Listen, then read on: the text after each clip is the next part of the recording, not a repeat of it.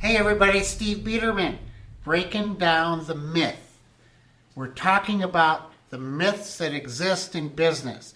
All the feel-good stuff we hear out there that we have already talked about, that really isn't how it should be. In other words, we're talking about the realities of business. So, here's one that happens a lot, and it just depends now how honest I want to be with you to give you the most impactful session we can. And this is about why your leadership bubble will ruin your company. So what's a leadership bubble? Well, you know, a leadership bubble is what it says. It's you take your leadership and you put that bubble around them, and in a way they're segregated from the rest of the activities in a company. But often a leadership bubble are people that are making decisions in the business. They're not necessarily involved in day-to-day activity, but they make enough decisions that impact almost everybody in the business, and they do it without the exposure that I think is necessary to be successful. And they damage the business oftentimes. It's kind of like somebody on the outside who has never skied telling you how to fix your skiing when you're skiing down a double diamond slope and they don't know how to do it because they've never had that experience. Or they've had some of that experience, like skiing, but never skiing a double diamond. It just doesn't make sense. And they live in a bubble because they feel they've earned the right. So, look, leaders have all the answers, right? No. Leaders do not have all the answers. Let's set the tone properly here. The truth is, leaders often lose touch with reality because the bubble they create around themselves protects them. People have a tendency, just people in general, have a tendency to put circles around them that validate themselves. Look, we all do our best to validate who we are and to live in this world. And in living in this world, we create environments and layers of people and things and places that support us so that we don't walk around feeling disengaged and uninvolved.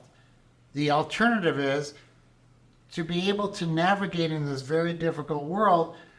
We're often putting in people that appease us. And the higher, I would say, I hate that word, but nonetheless, to make the point, the higher we get up that food chain in leadership, the less exposure we have to the realities of the activities that go on in a business.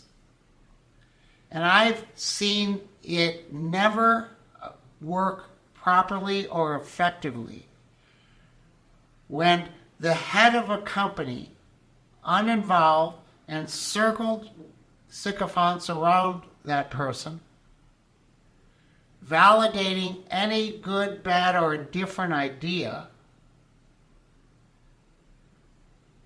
I've seen it destroy companies. I've never seen it come out good, but I have seen it come out bad. So if you're in an organization, if you're looking for a job, if you're looking to hire people, the questions you want to ask should be based around where do you stand as a leader? Are you interested in participation? On what level do you know things?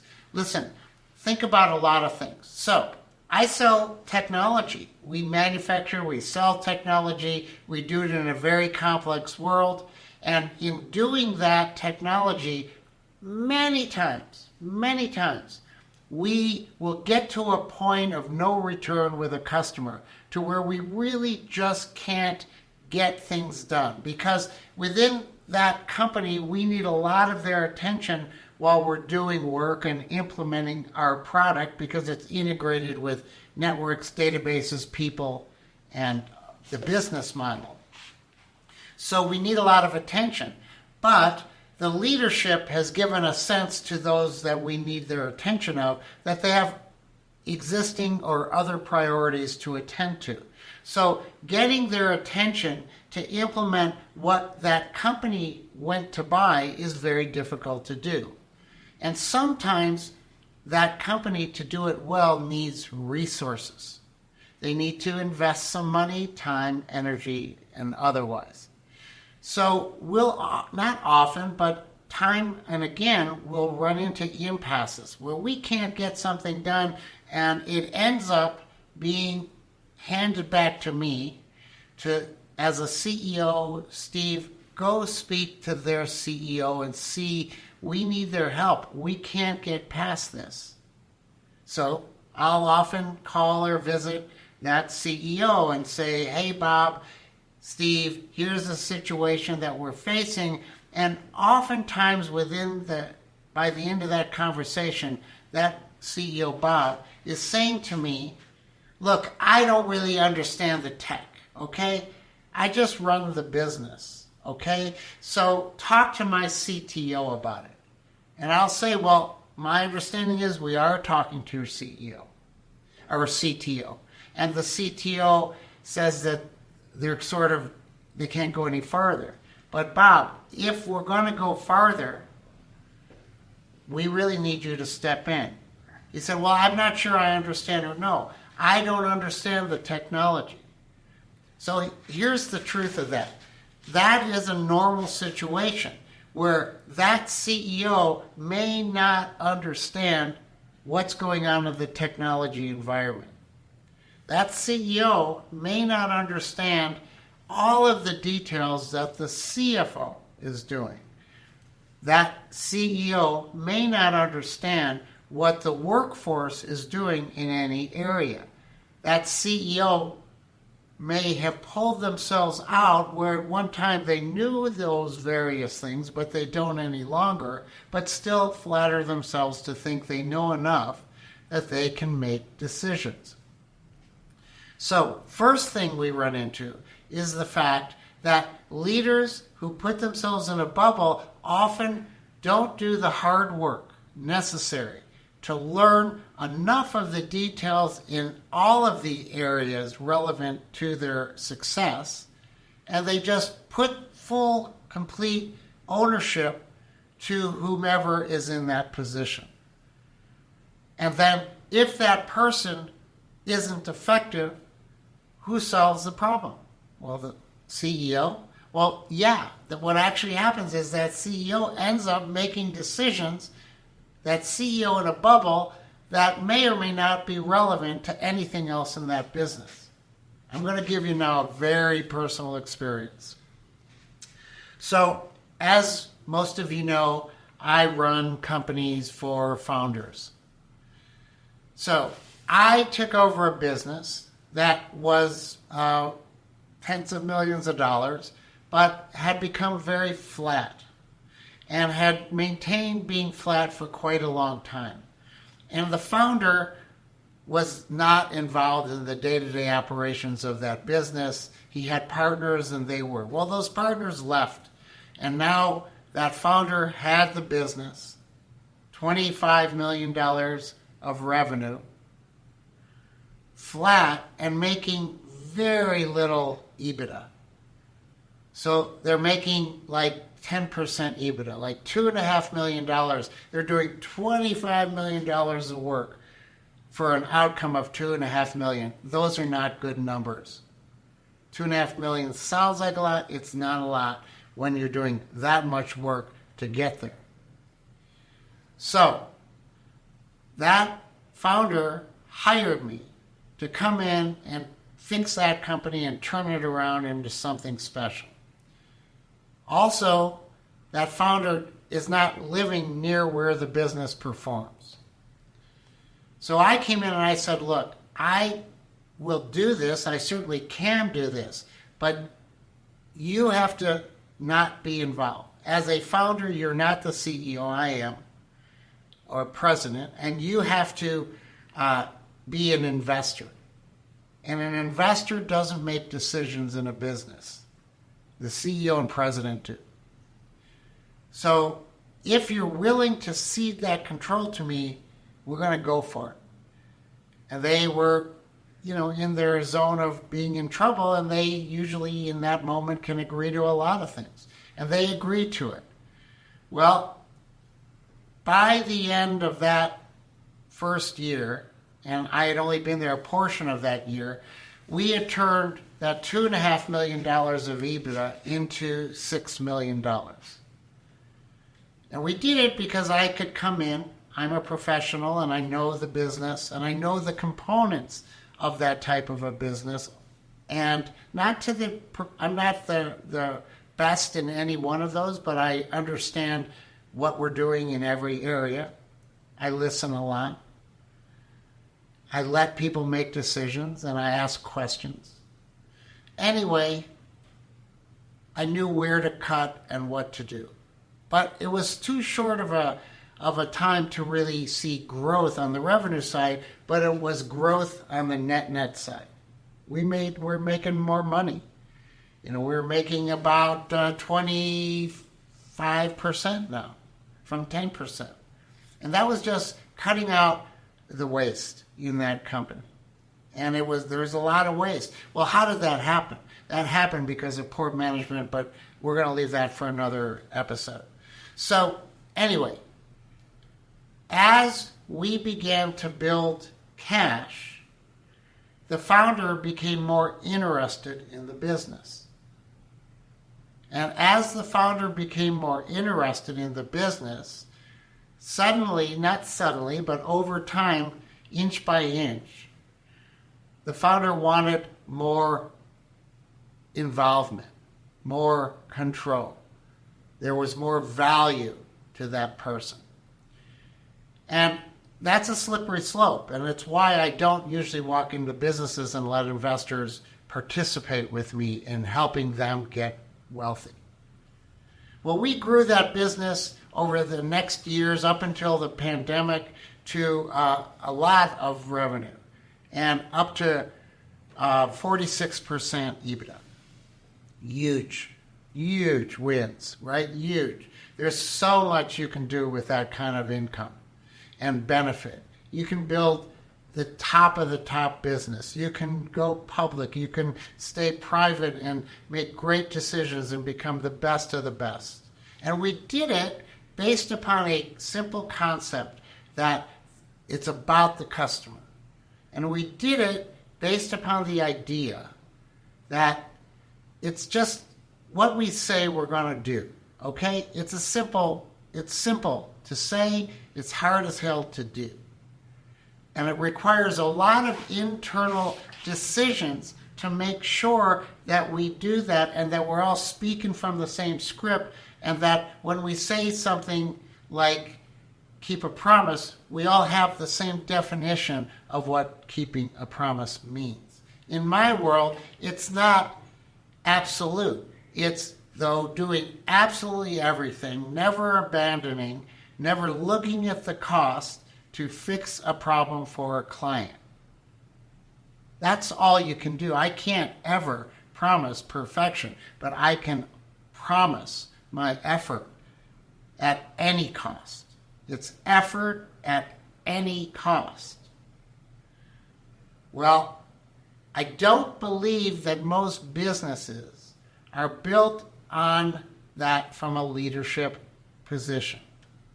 I don't believe that at any cost comes into play for most people. To me, it does. That's why I have to say, you have to stay out and let me do it.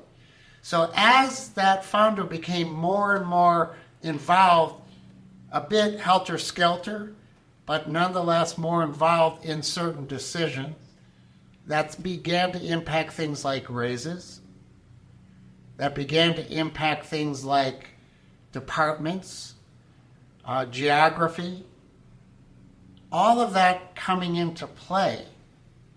Those decisions were coming from a different person, maybe with great ideas, but with a different platform they're working off of than my own.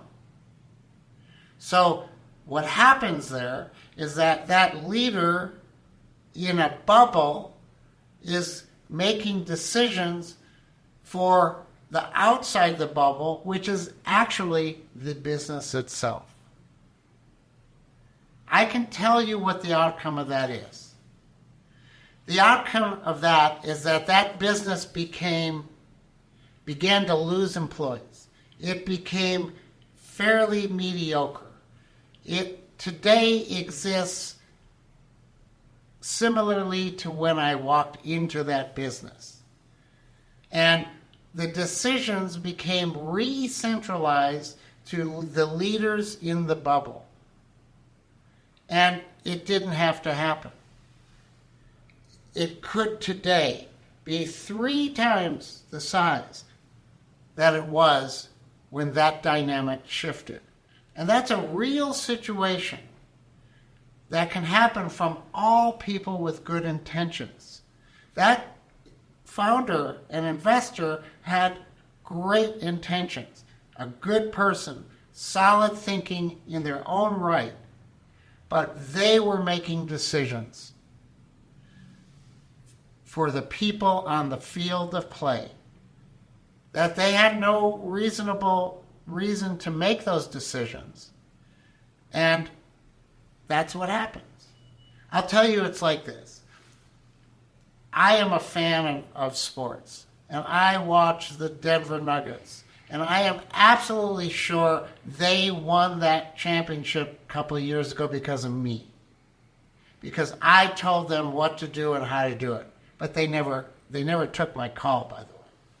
No, they won because they were making decisions not from the ownership, not from the general manager, but from the coach on the court with the players. That chemistry worked. They're not doing as well this year. They're making decisions that are different. I have all the solutions. They fail to call me, but if I gave them the solutions, would they be better? No, because I am in a bubble. I am not them. I don't know their dynamics. But how many fans think otherwise? How many fans believe that they have the answers to the winning of that team? Denver Broncos are finally starting to win. If they'd have just listened to me living in my bubble for 10 years, they'd have been winning all along. Right? No. Come on. Let's be serious about this. I think there's a dynamic that comes with leadership that ends up happening often to entrepreneurs. So, not always, and certainly I'm stereotyping, and let's set that as a recognition here, but many of you are entrepreneurs. And some of you are entrepreneurs at a stage of your life where you don't like taking direction from other people. You feel you see a lot of things wrong and you want to do it your way. You're not easy to manage, and you're not a good collaborator with other people in team building. You have your way. And so maybe at very young you start your own business. Sometimes those businesses hit the lottery and those businesses take off. And so you've never worked for anybody to speak of successfully. And now your business is starting to do well. And you've now, though, let's call it, reached the level of your competence. And it's good, but it's not as good as it can be. And now you begin to hire professional management into the company to help you with it. So, how can you help the management that you've hired when you yourself have never worked for anybody successfully? That's a big thing that happens in business. And what ends up happening in most businesses is 99.9% of the employees want to get paid. And everything lives or dies with getting paid, frankly, because without that, everything else, all bets are off. So you want to get paid. So when the leadership starts presenting you with decisions that you can make that risk undermining you getting paid, or getting paid more, or keeping your job or job security, what are you going to do? Well, and yeah, there are certain heroes out there that'll speak their mind and say what they believe and risk their job. Come on, most people don't.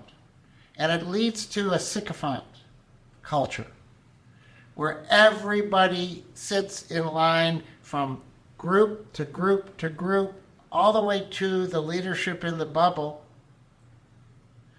where they're validating bad decisions. They're validating inexperienced decisions. They're validating for one reason. You keep the bosses happy, you keep your job. And it happens often with leadership, but I see it even more with entrepreneurs that hit their stride for a while and built this team of validators around them, or sycophants, if you will accept that from me. And they can't see outside of that, but they make decisions outside of that. And then you have a company like I suggested earlier in my story, that today is only as good as it was from the day I began. And unfortunately, that's such a shame. So listen, you're an entrepreneur. When you hit your stride, don't think it's all because of you. Don't think you know the answers for everything. Recognize that leaders should do the hard work, do the work to know what is going on throughout their organization. Learn how to manage without micromanaging, how to offer counsel and support without demanding support. And at the end of the day, make a decision, and make the decision about when you should and when you should not be involved in decisions.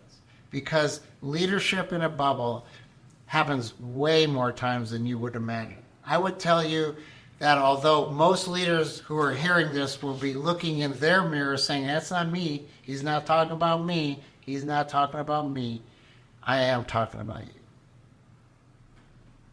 So be careful when you build that first stage of success in your business to remind yourself you've just reached the level of your competence. And now cede control or get involved to the degree that you're not living in a bubble. With that, we're going to be talking more throughout the season. Happy to talk to you today. Glad we took the time together, and I hope this resonates for you. Take care.